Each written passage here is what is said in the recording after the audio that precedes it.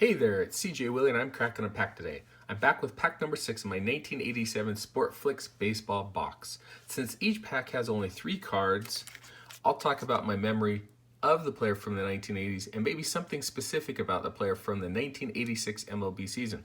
I will also test my knowledge to see if I can remember the fun facts from the 2 team logo trivia cards. Will I remember or will my memory fail me? Let's get to cracking this pack. Move our box out of the way.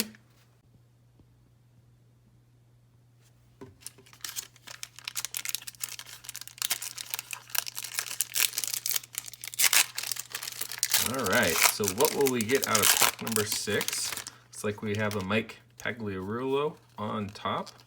We'll flip him over and set him down. Let's start with the team logo trivia cards. First up, we have the Houston Astros.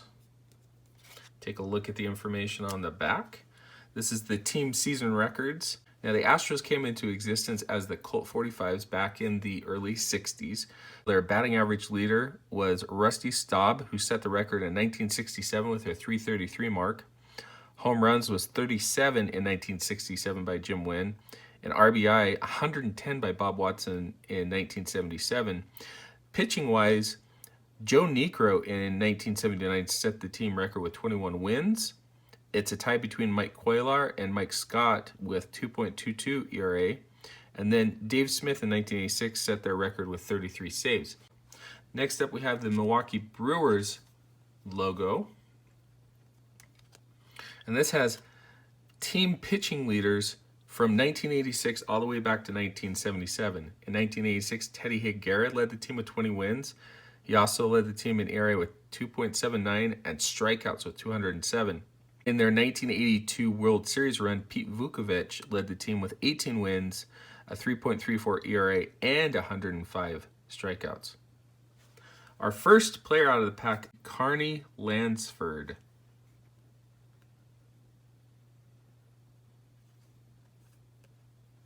Lansford was a third baseman with the A's for quite a while. He originally came with the Angels, moved on to the Red Sox, the last part of his career with the A's. He was their starting third baseman in their run to the World Series in 1988, 89, and 90. Lansford was a solid defender, had a little bit of pop in his bat, and was able to hit around 300 most seasons of his career. All right, now we have a pitcher. It's a left-hander for the Red Sox. It looks like it is Bruce Hurst. So Bruce Hurst was a solid contributor to the Red Sox during their playoff runs in the mid-80s.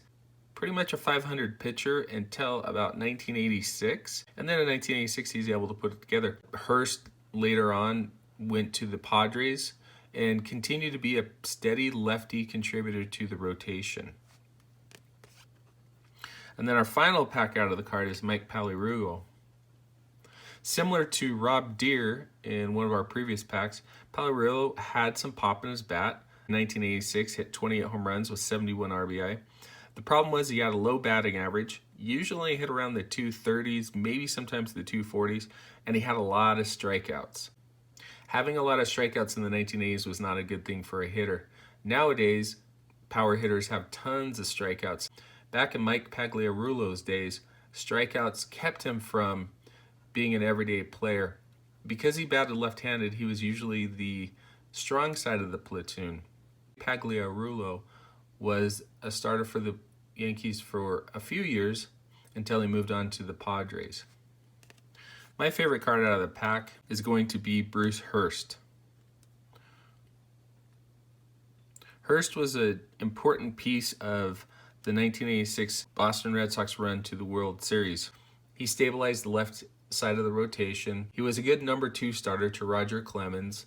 In the 1986 World Series, he pitched fantastic and probably would have been the MVP if it wouldn't have been for the Miracle Mets stealing Game 6 and then going on to win Game 7 to clinch the World Series.